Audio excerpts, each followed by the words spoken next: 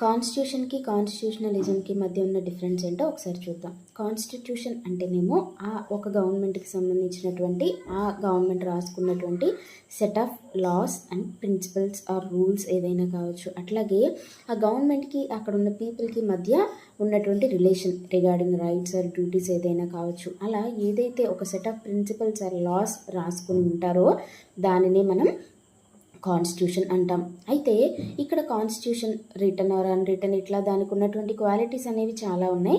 అవి మనం తర్వాత నెక్స్ట్ ఇంకొక వీడియోలో మనం చూద్దాం.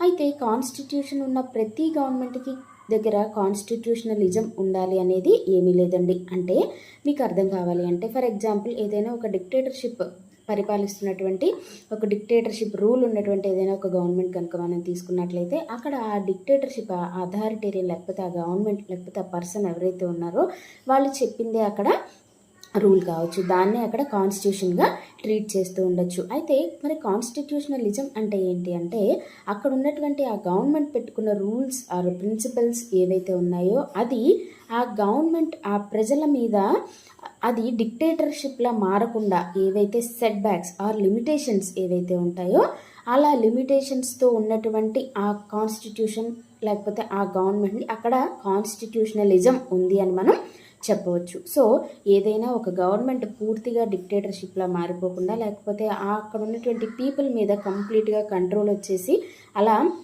వాళ్ళని అంటే వాళ్ళకి ఎటువంటి రూల్స్ వాళ్ళకి ఎటువంటి రైట్స్ లేకుండా ఎక్కడైతే హరించడానికి వీలు లేకుండా ఒక సెట్ బ్యాక్స్ అనేవి పెట్టగలిగి ఉంటుందో దానిని మనం కాన్స్టిట్యూషనలిజం అని మనం చెప్పవచ్చు. మనకి ఒక గోల్డెన్ ట్రయాంగిల్ థియరీ అనేది ఉంటుందండి.